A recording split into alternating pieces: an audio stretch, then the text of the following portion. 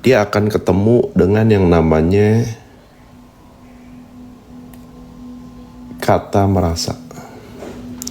Ya, paling tidak itu yang saya alamin gitu loh.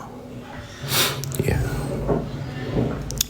Nah, yang menarik tuh adalah saya tuh punya yang namanya itu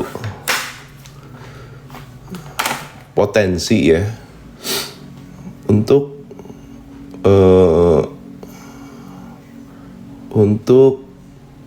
mengingat ya semua yang sudah terkoneksi, tapi nggak seluruhnya, tapi beberapa orang tuh yang tanda kutip tuh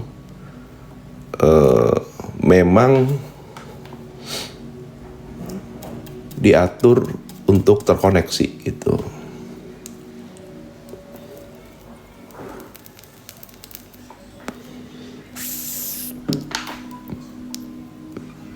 Jadi supaya apa? Supaya juga saya latihan mengenai apa yang saya alami dulu soal kata merasa. Dan dalam beberapa kesempatan interaksi di 1 bulan terakhir ini saya mengamati kalau ada sebuah diksi kata yang sering muncul digunakan oleh teman-teman yang sedang on the way. Dia tuh masih on the way untuk jiwanya bertumbuh, berproses, dan bertumbuh untuk mengenal diri lewat belajar kesadaran. Ya. Nah, diksi atau kata itu adalah merasa. Ya, ini penting guys ya, penting. Kenapa? Karena pada proses bertumbuh itu tidak hanya jiwa yang bertumbuh, tapi ego dan pikiran dia juga ikut bertumbuh tanpa kamu sadari. Oke? Ya. Dan pada saat mereka bertumbuh itu sebenarnya mereka tuh sedang, ego dan pikiranmu itu sebenarnya sedang mengintai di belakang layar, menunggu celah, melihat kesempatan, mengambil momentum di saat kapan mereka bisa menggoda dan menghasutmu kembali sehingga jiwamu kembali terjebak. Ya. Nah, salah satu jebakannya lewat kata merasa.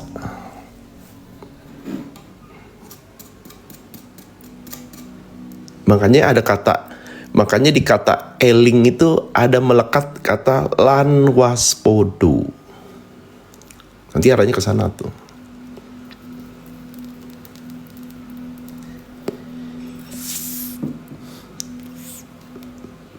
Jadi pembelajaran kesadaran dan pengenalan diri itu dia nggak pernah berhenti guys. Selama raga ini masih bisa bernafas. Ya. Jadi kalau kalian merasa sudah sampai disitulah, ya, kemungkinan besar sedang terjebak sementara. Tapi bukan di tingkatan yang dulu, mungkin di tingkatan yang di tengah-tengah ini.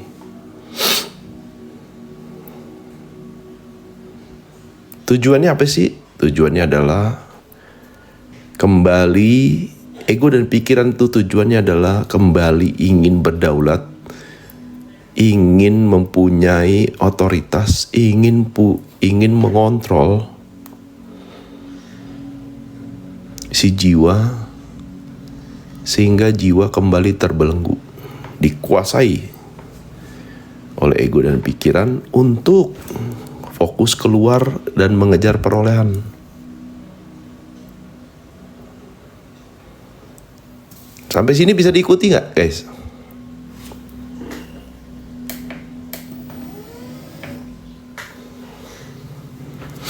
Harusnya bisa ya.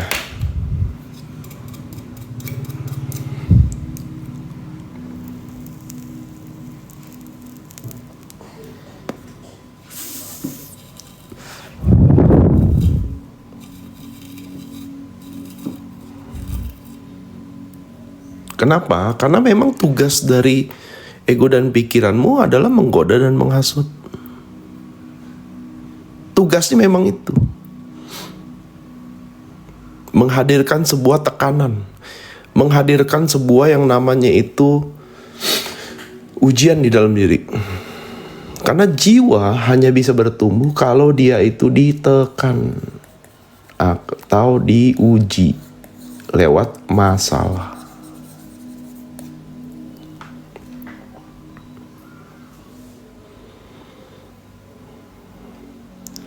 Kalau nggak ada masalah, kamu akan leha-leha. Kamu akan merasa aman, nyaman.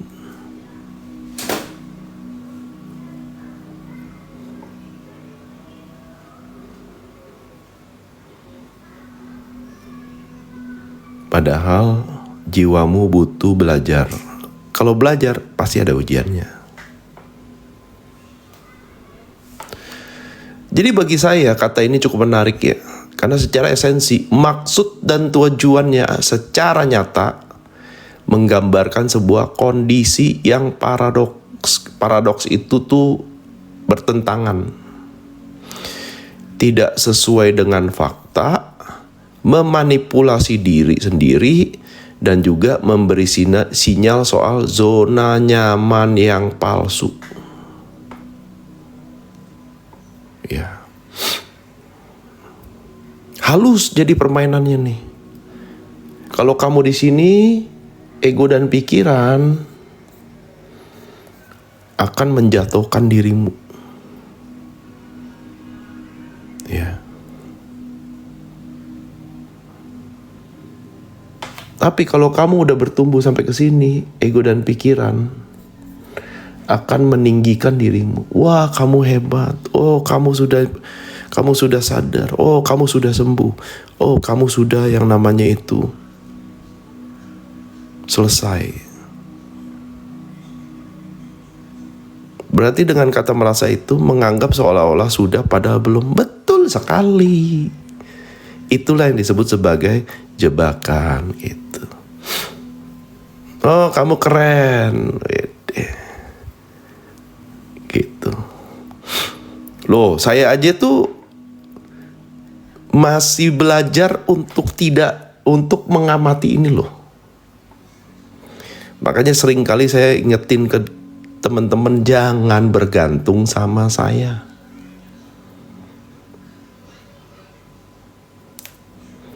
Kalau orang mau berekspresi, silakan. Ya, saya tidak bisa melarang itu gitu loh. Oh, saya dapat sesuatu dari live-nya Cohen. Oh, saya ngerti dari materinya Cohen.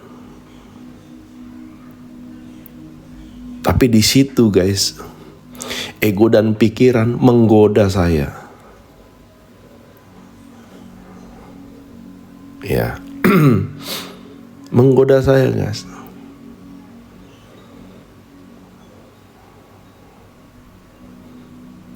Itu udah ada panggungnya, masuk, ya kan? Tak dulu, saya nggak butuh itu.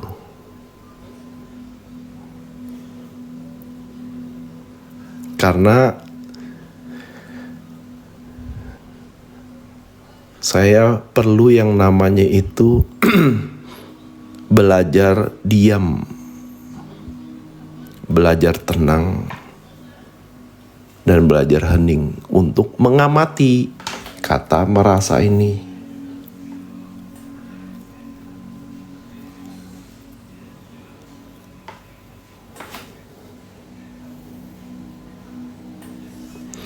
Dan semua ini terjadi secara tidak sadar guys. Tidak kamu sadari. Contoh soal esensi. Salah satunya mengenai effort yang dilakukan kalau pada faktanya ternyata masih belum mampu untuk mencapai target yang diharapkan. Tapi yang terjadi adalah si subjek atau kita secara sadar menggunakan kata merasa untuk menyatakan kalau saya merasa target itu sudah dicapai.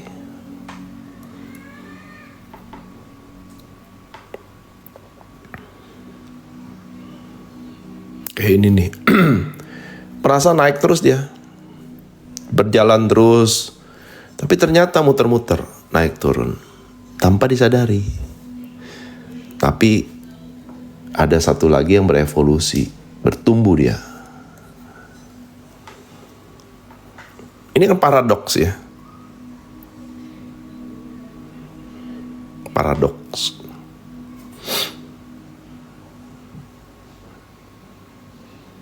Dan saya pernah kejebak di kata merasa ini.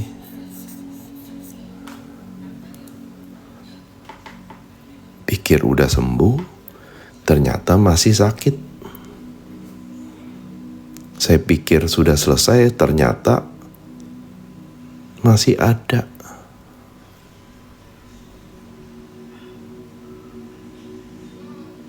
Sehingga menurut saya kata ini digunakan salah satu tujuannya adalah untuk membuat dirimu terlena. Hanyut. Nggak waspodo ora eling. Dengan pencapaian sesaat lewat pengetahuan saja yang secara realita masih dibutuhkan sebuah aksi atau laku saat peristiwa yang sama dihadirkan di depanmu. Semesta akan menguji tuh. Yakin lo. Ini perlum kamu masih ada. Nah, nanti ketahuannya dari mana? Reaksimu.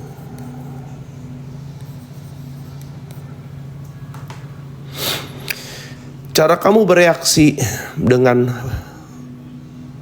peristiwa yang masih pola pengulangan. Cara kamu merespon dan cara kamu membuat sebuah pilihan. Itu indikatornya apakah kamu benar-benar sudah selesai atau belum. Nah, respon dan reaksi mula yang nanti bisa dilabel sebagai bukti. Ya. Kalau sudah atau belum mampu. Melampaui lewat mengalami kembali tapi dengan respon dan reaksi yang berbeda. Halus ini. Yang di luar ngasih tahu, woi, belum, ojo ke susu. Tapi dia nyaman dengan penjara yang dia ciptakan sendiri. Dengan sangkar yang dibuat oleh ego dan pikiran. Sehingga jiwamu itu terjebak di dalam kata. Dalam kata apa guys? Coba diketik.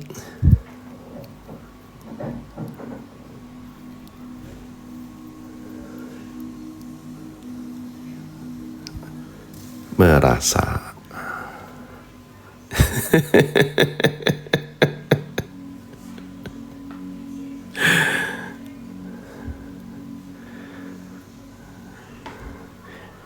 Malam ya.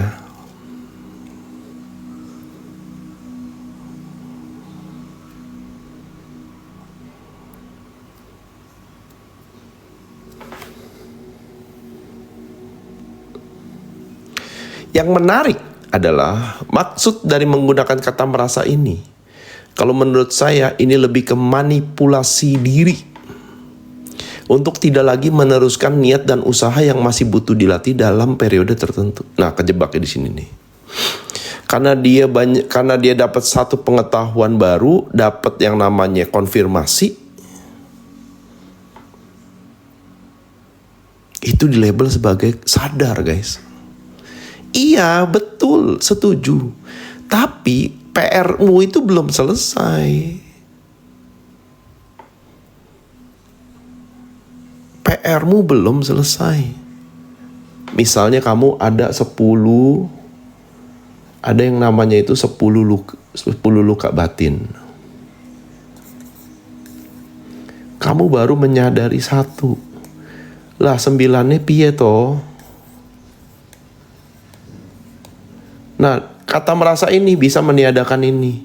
Dibilang ini udah selesai semua, mewakili. Itulah masalahnya. kata merasa itu. Menjebak dia. Memanipulasi diri. Sehingga kamu tidak lagi perlu meneruskan niat dan usaha.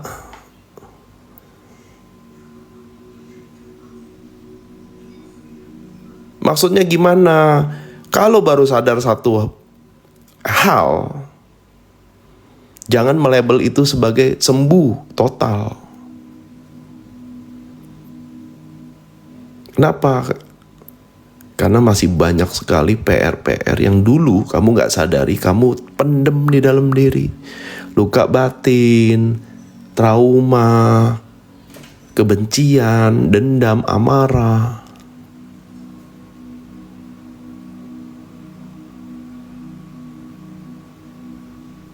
Jangan dilabel, sudah selesai semua. Makanya ciri-ciri orang yang sedang menyadari keterjebakan soal kata merasa itu, dia banyak diam dan mengamati. Dia banyak introspeksi. Dia banyak yang namanya itu kontemplasi.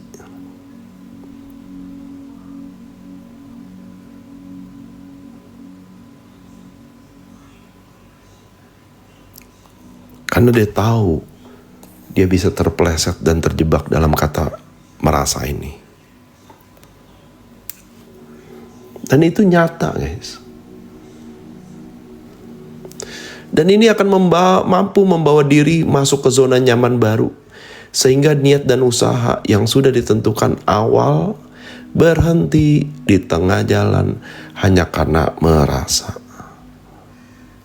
Sudah masuk zona nyaman yang ternyata palsu. Dan juga memberi sinyal palsu kalau keadaan sudah aman, tenang, dan tentram. Jadi orang yang kejebak merasa, ciri-cirinya adalah stop praktek dia.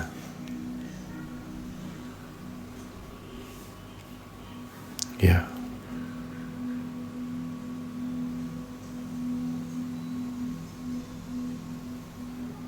Dia stop repetisi. Dia stop untuk melakukan perubahan kebiasaan, habit, program yang lama dengan yang baru. Padahal untuk merubah program, untuk merubah habit, dibutuhkan periode tertentu. Kenapa bulan Ramadan itu enggak seminggu, guys?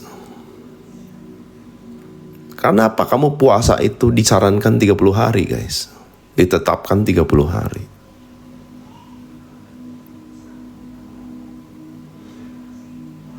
Kenapa? Karena untuk merubah habit itu butuh periode minimum 30 hari.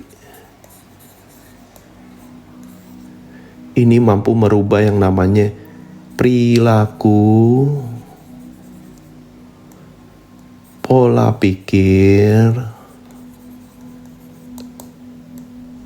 dan juga yang namanya itu merubah yang namanya program bawah sadar.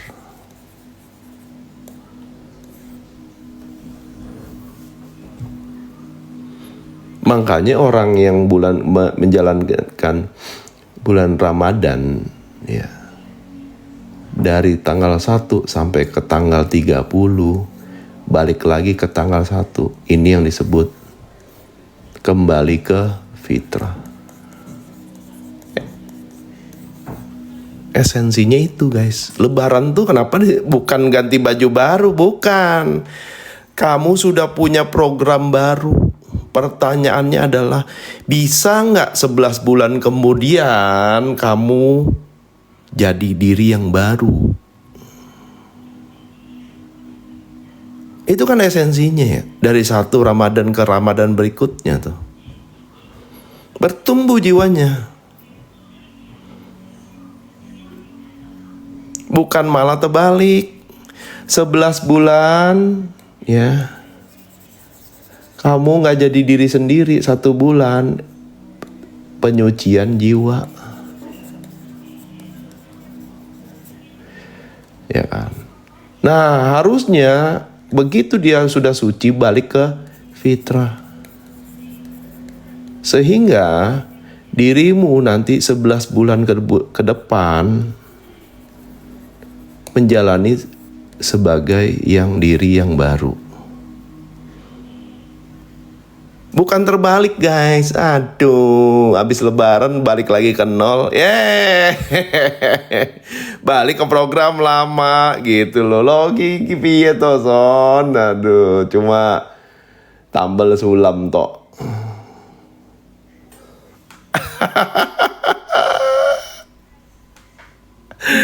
Aduh. Kan harusnya dari satu Idul Fitri ke Idul Fitri berikutnya harusnya jiwamu tuh bertumbuh loh, harusnya ya.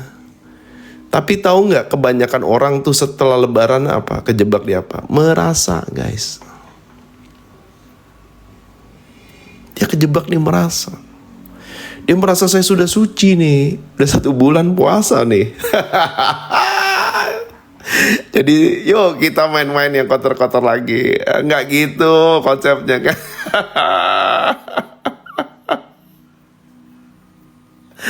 Aduh, nggak gitu guys. Ya,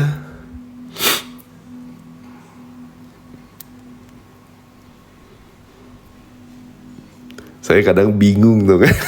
Saya nggak puasa aja loh. Kenapa begini jadinya gitu kan. Aduh, makanya mendingan saya nggak belajar puasa dulu deh. Belum siap.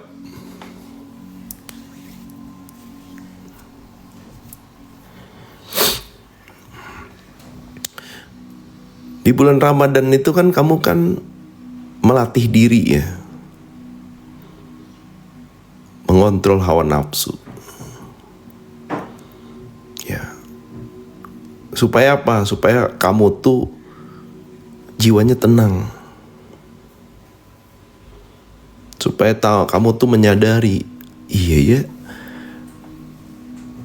ada sisi diri saya loh yang secara fitrah itu berada di kondisi jiwa tenang.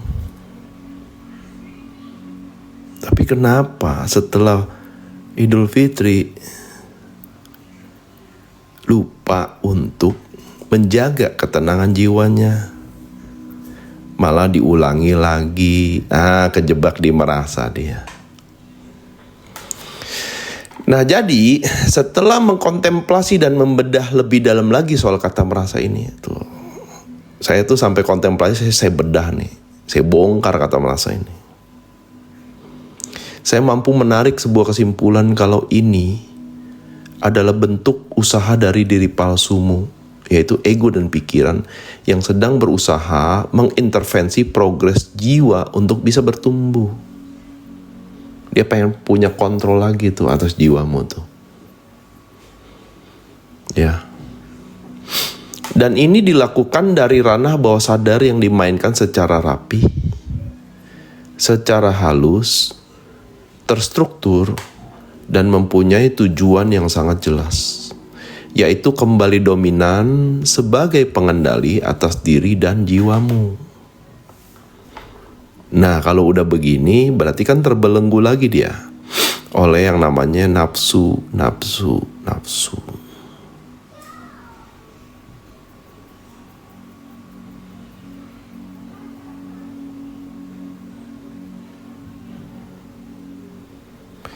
Biasanya ini terjadi di tahap-tahap awal hadirnya pengetahuan baru yang mampu langsung dilabel oleh diri palsu sebagai sebuah pencapaian kesadaran, yang dimana seharusnya pengetahuan baru itu butuh dijadikan sebuah laku, butuh di follow up guys, yang berujung menjadi sebuah habit baru. Nah dari laku yang berujung melahirkan sebuah habit baru, kebiasaan baru, sehingga program-program lama di ranah bawah sadar bisa terganti dan menjadi sebuah program baru yang lebih baik bagi tumbuh kembang jiwamu. Ya, hati-hati digoda dan dihasut. Tipis soalnya itu. Kata merasa itu halus. Ya. Kata merasa itu tipis, halus.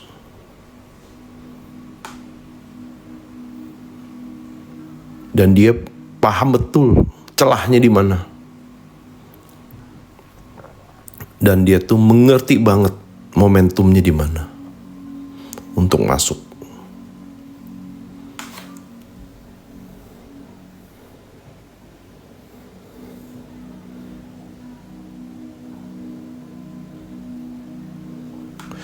Dan dari pengamatan saya ada beberapa ciri-ciri bagi mereka yang terjebak kembali di kata merasa.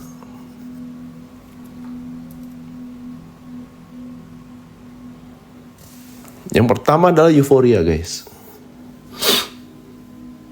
Terburu-buru hanyut dalam perubahan suasana hati yang mendadak, dan momen inilah yang menjadi peluang bagi diri palsu untuk menggoda dan menghasut, serta menyimpulkan kalau dirinya sudah berhasil.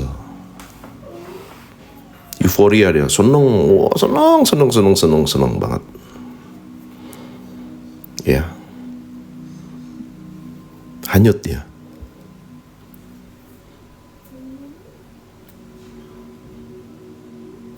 Itu wajar, euforia itu wajar. Tetapi seharusnya euforia itu membuat kita itu belajar untuk eling lan waspodo di momen itu.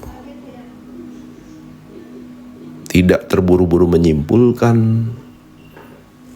Makanya saya sering ngingetin ojo ke susu gitu loh. Karena kata berhasil itu subjektif, guys.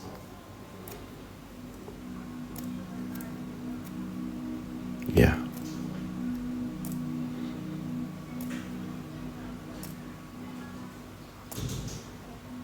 Yang kedua, soal fokusnya keluar diri.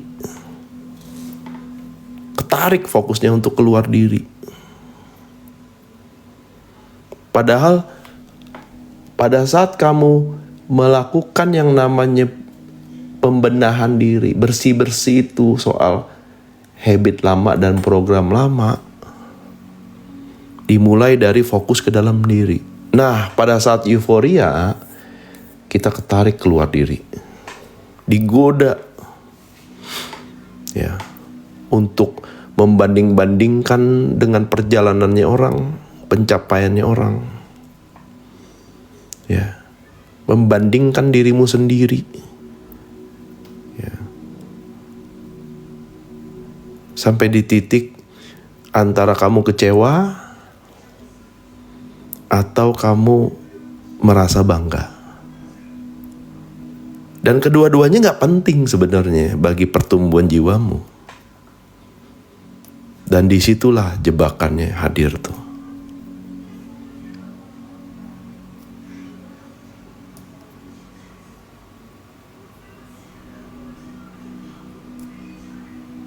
Padahal guys, kamu datang sendiri, pulang sendiri.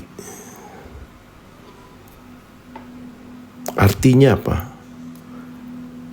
Perjalanan itu sudah sempurna, tinggal kamu jalani sendiri. Tapi begitu kamu fokus keluar diri, kamu akan terbuai dengan euforia yang dirasakan. Maka fokus ke dalam diri dialihkan untuk fokus keluar, sampai lupa kalau masih banyak PR di dalam diri yang masih perlu diselesaikan.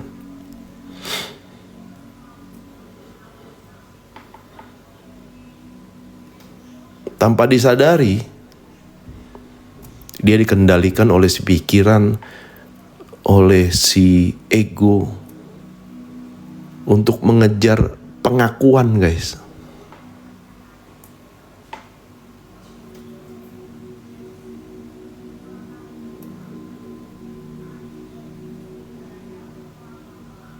Seakan-akan dia butuh yang namanya itu diakui kalau dia sudah benar-benar berhasil. Disitulah kata merasa itu.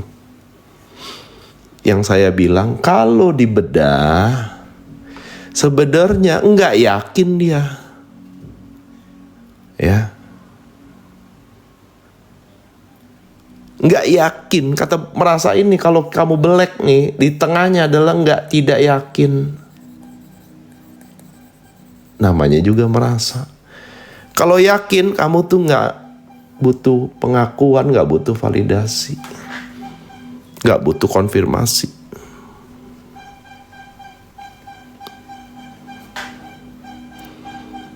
Nah, di saat kamu fokus keluar diri, yang terjadi adalah kamu mengejar perolehan.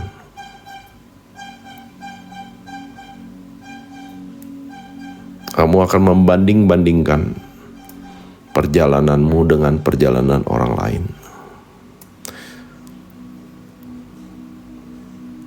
Kamu akan terjebak dalam kompetisi. Gitu.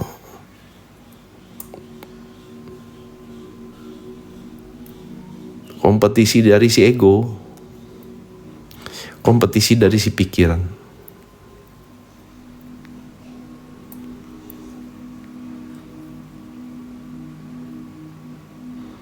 Lalu ciri-ciri yang berikutnya adalah mendadak bijaksana.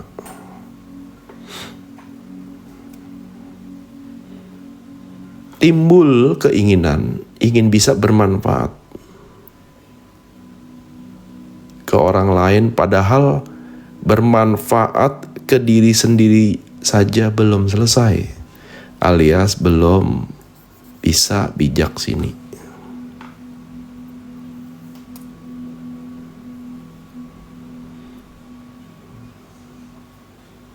Dia tergoda, guys.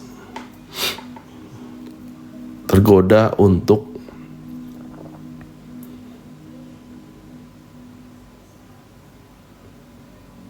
mempraktekkan kata merasa itu, gitu loh.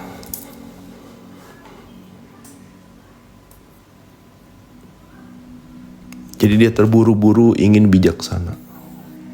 Diakui dia sudah selesai. Padahal bijak sini aja belum selesai. Kenapa? Seperti yang tadi bilang. Masalahnya ada 10,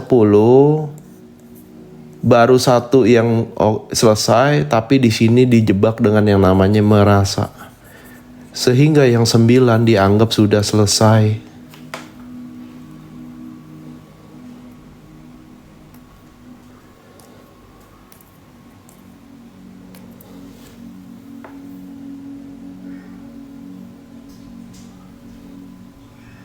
Kenapa? Karena pada saat dia fokus keluar,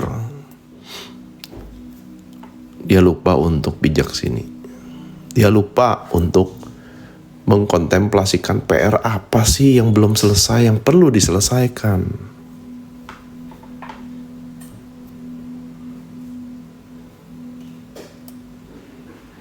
Nah, kalau udah fokus keluar, mendadak bijaksana, ingin cepat bermanfaat, yang ciri-ciri lainnya adalah merasa diberi amanah suci.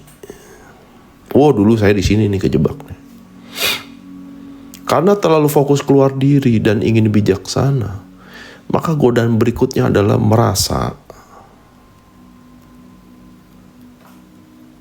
diberi tugas suci dari Sang Pencipta. Padahal dia belum mengenal dirinya sendiri.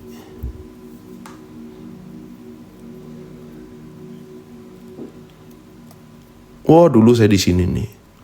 Kenapa? Karena sensitivitasnya hadir, guys. Kamu pada saat kamu selesai dengan 1 yang tadi, kan ada 10. Misalnya 10. Misalnya ada 10 masalah. Kamu baru beresin 1. Di sini udah kejebak yang namanya merasa. Nah, yang 9 kamu gak selesain. Kamu anggap selesai semua. Nah, pada saat kamu kejebak di merasa ini, kamu akan dihadirkan orang-orang tanda kutip tuh menguji. Mungkin dia curhat lah, mungkin dia bertanya lah. Disitulah jebakannya hadir. Soal merasa diberi amanah suci. Dulu saya di sini lama loh. Kenapa? Karena sensitivitas saya hadir, guys. Saya tahu dia nih masalahnya di mana. Ya. Cara benerinnya gimana? Tapi saya kesusu jadinya. Saya terburu-buru. Ya. Saya mengintervensi proses pertumbuhan jiwanya dia. Ya. Saya ingin menjadi Tuhan di situ. Wah, mengerikan itu.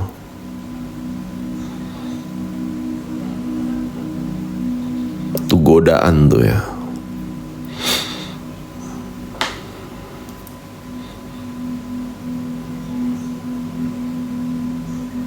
Di momen itu yang berubah tuh di mana? Apa yang membuat saya berubah?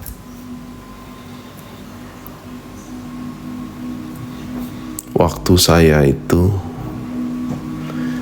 memaksakan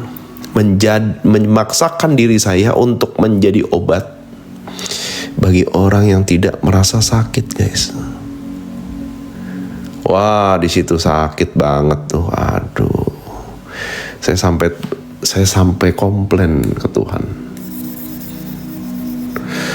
Kenapa saya diberi sensitivitas ini? Kenapa saya diberikan yang namanya itu pengetahuan ini?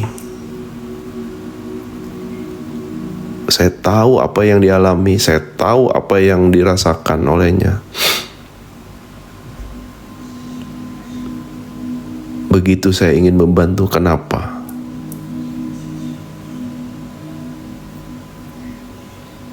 Saya malah diabaikan, ditelantarkan.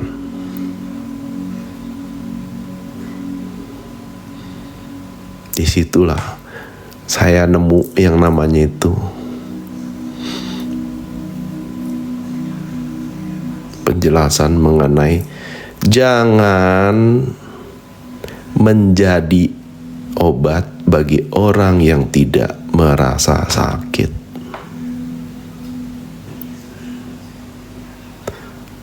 Sadar saya di situ. Begitu saya sadar, guys, waduh, itu kayak ada batu gede yang lepas dari dada saya.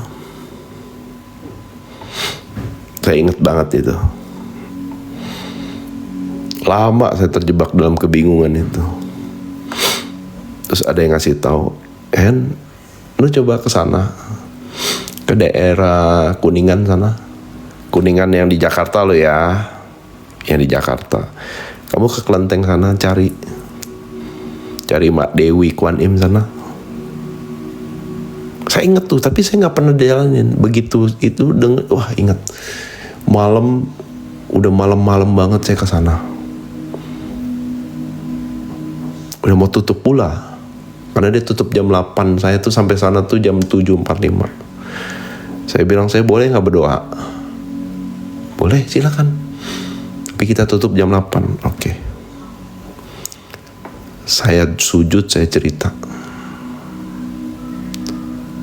Di situ timbullah sadaran tuh. Udah ya, kamu udah ngerti ya. Jangan jadi obat untuk orang yang gak merasa sakit ya. Ya, karena kamu akan mengorbankan dirimu untuk orang yang gak peduli gitu loh. Wah, guys, di situ, guys, langsung itu bergetar dada saya tuh, anjir. Terima kasih. Saya mengalami sebuah pengalaman spiritual terlepas itu. Ya. Godaan dan hasutan belenggu dari ego dan pikiran tuh seperti dicabut. Di situ saya pun lega gitu loh. Kenapa? Karena, guys, saya ditakut-takuti terus. Ini tugas suci, kamu gak boleh gitu. Ini tugas suci dari Tuhan, kamu gak boleh. Kamu harus bantu dia sampai dia tuh sembuh. Disitulah saya kehilangan diri saya, yaitu mengorbankan diri untuk orang yang gak peduli, guys.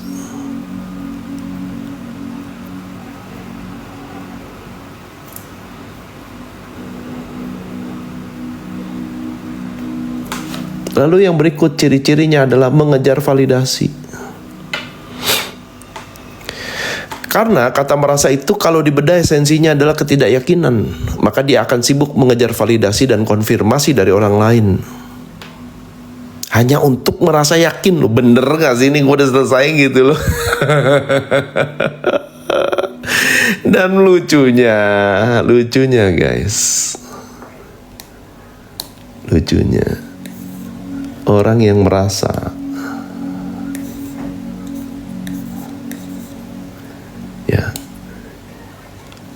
dia akan memancarkan vibrasi dan menarik orang-orang yang merasa juga.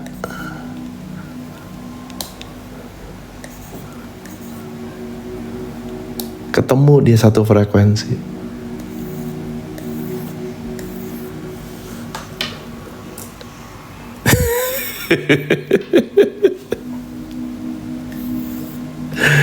Jadi tarik menarik gitu loh. Yang lucu saling memvalidasi.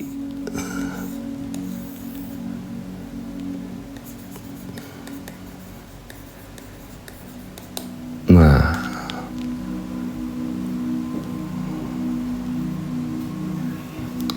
sama-sama kejebak nih merasa. Makanya gak heran ada yang namanya itu, orang itu membuat sebuah yang namanya perkumpulan merasa, yang jadinya sekte gitu loh. Sekte merasa. Aduh. Tersesat bareng, merasa bareng, bukan tersesat lah, terjebak bareng. Dulu saya pernah masuk ke sini, guys. Anjir. Gitu loh. Beneran. Saya pernah kejebak di situ. Saya mengkultuskan guru itu gitu kan. Ya. Itu isi ajarannya apa? Nggak ada. Bikin kita bergantung sama dia. Padahal dia sih nggak gimana-gimana. Kitanya bergantung sama dia. Nah makanya saya bisa ngomong jangan bergantung sama saya ya. Karena pengalaman itu saya bergantung banget sama dia. Sampai saya dikerjain sama dia gitu loh. Gitu. Kalau ketemu, kalau kita sama yang merasa, kita akan menarik guru-guru yang merasa juga. Lebih cocok dengan guru-guru yang merasa gitu. Hati-hati guys. Beneran, karena energi itu akan bergetar dan bervibrasi di satu frekuensi yang sama.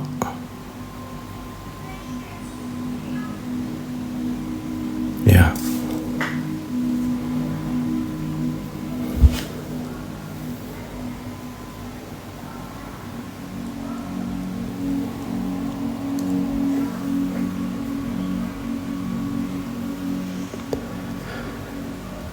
Yang terakhir ciri-cirinya yaitu melakukan spiritual bypass.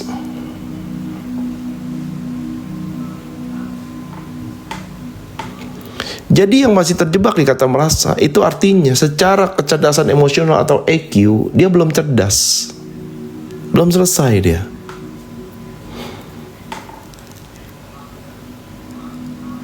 Tetapi malah memaksakan diri mengejar SQ.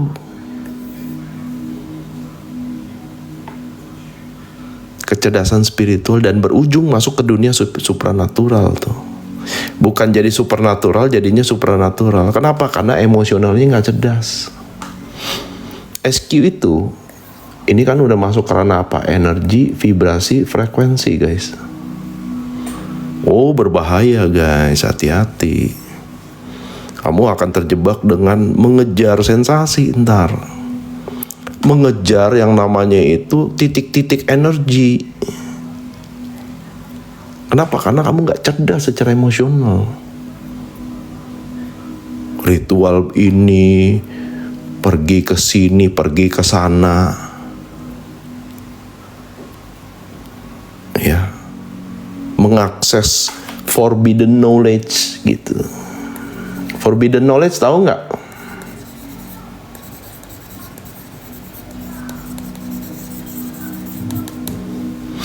Tahu nggak forbidden knowledge?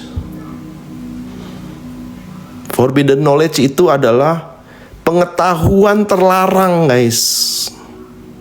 Kalau kamu nggak cerdas secara emosional, kamu paksain belajar forbidden knowledge, past life, leluhur, ya, energi. Kalau kamu nggak cerdas secara emosional, jadinya spiritual ego tuh kejebak lagi di sini.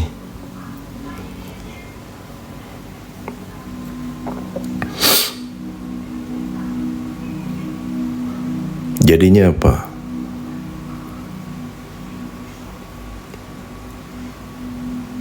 Kamu akan terjebak ngejar sensasi. Wah enak, wah energi besar, wah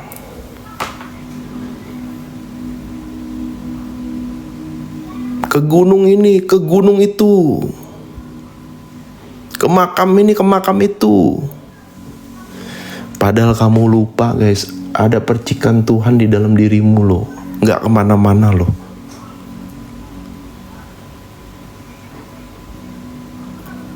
Gak kemana-mana loh. Cuma kamu cukup masuk ke dalam dirimu.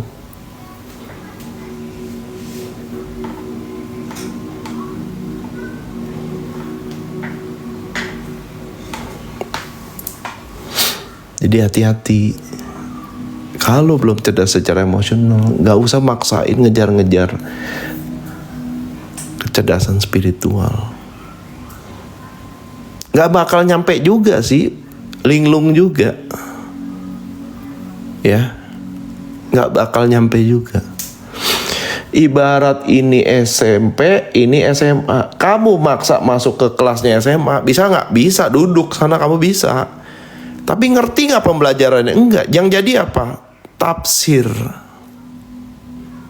Kamu kejebak dengan kesimpulanmu sendiri, tafsirmu sendiri.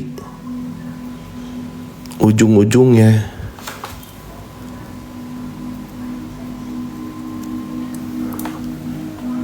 kejebak di sini.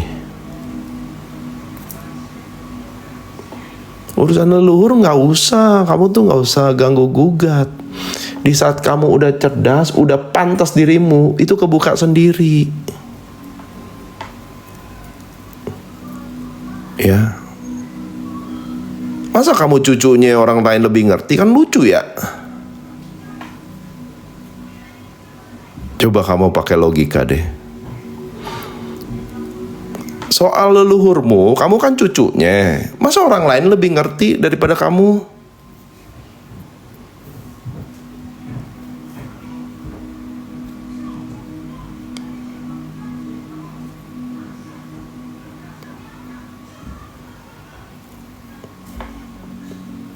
Jadi beresin dulu dirimu gitu loh. Cerdas dulu secara emosional. Kalau enggak kamu akan ditumpangi ego tuh. Hati-hati.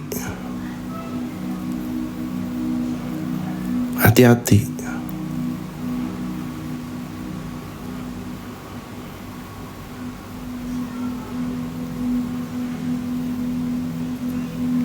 Jadinya apa? Kalau maksain spiritual, ego. Bisa kamu ngakses ini, bisa nggak kecerdasan spiritual? Bisa.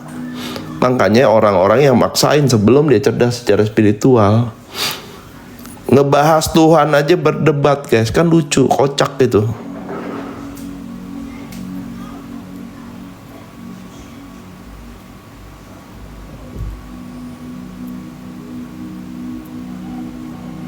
Tuhan itu esa, iya. Kenapa beda-beda gitu loh, harus ikutin kamu gitu loh. Karena pengalamannya berbeda. Terus ngapain harus didebatin? Kan subjektif ya, pengalaman subjektif ya. Bagaimana saya mengenal Tuhanku gitu loh. Kenapa harus pakai cara dia yang benar? Nah, artinya apa? Secara emosional dia nggak cerdas, guys. Sesimpel itu, ngukur orang tuh gampang sebenarnya.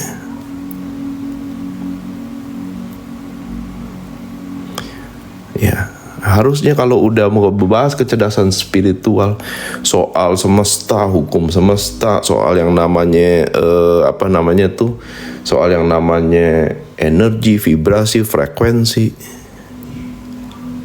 nggak perlu berdebat, nggak perlu ngoyo juga gitu. Kadang-kadang orang maksain ke sini, emosionalnya belum selesai, malah ngejar perolehan. Harta lah dikejar dengan hukum alam semesta lah, piye to. Nggak cerdas kamu namanya secara emosional.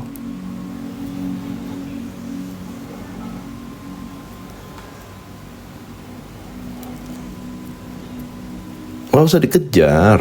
Kalau kamu pantas mah diberi kamu.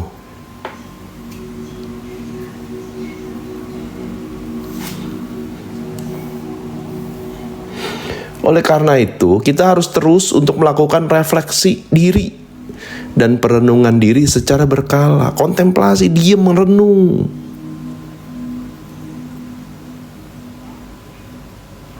Jangan ngoyo, apalagi fokus keluar. Nanti kamu kejebak gitu loh. Makanya ngulang lagi. Kelihatan naik, kelihatan bertumbuh, sibuk gitu ya. Tapi padahal muter-muter dia. Kayak gini nih. Naik, turun, naik, turun. Nah, gerak sih, berjalan sih. Tapi yang terjadi adalah apa? Kejebak dalam pola pengulangan. Capek, nanti kamu capek sendiri.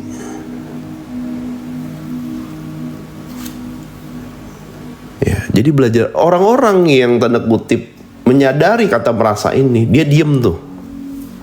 Diem dia. Semedi dulu. Oh, udah tahu nih. Dia ngamatin dulu. Oh iya nih.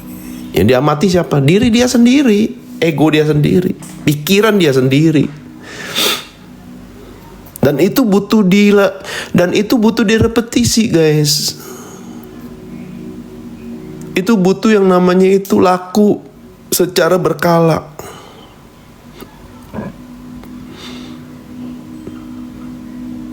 Ya. Jangan baru sadar soal 1, yang 9 dianggap beres gitu. Itulah jebakannya.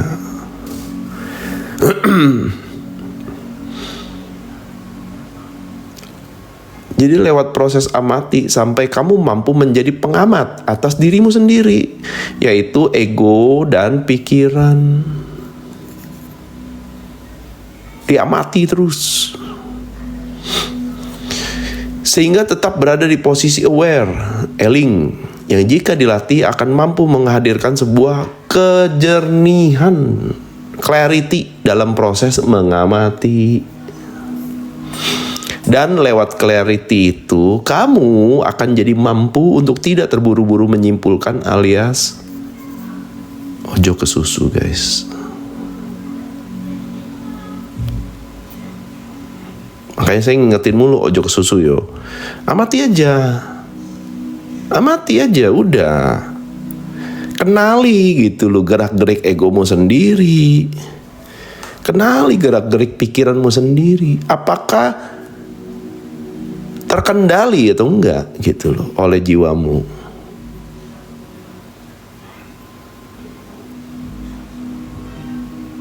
Nah, keselarasan antara jiwa, pikiran, dan ego di dalam dirimu, indikatornya apa? Tenang jiwanya. Dia nggak gerasa gerusu, dia nggak minta harus divalidasi, dia nggak minta diakui gitu loh. Dia cukup jadi diri sendiri, dia sendiri, jadi pengamat atas dirinya sendiri. Dia mengenal emosinya, ya dia tahu pola pikirnya.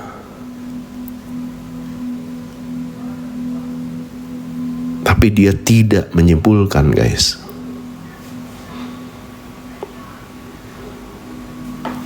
Dan menurut saya, salah satu cara untuk bisa melampauinya lewat yang namanya eling lan waspodo. Tetap ingat atas niat, atas usaha serta tujuanmu, dan waspada terhadap godaan dan hasutan dari diri palsumu sendiri, yang dimana selalu ingin kembali menguasai diri seperti dulu sewaktu belum spiritual awakening, dan salah satunya lewat kata merasa.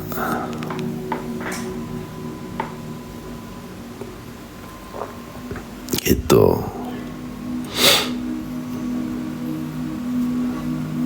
Oke, bisa ditangkap guys? Bisa dipahami?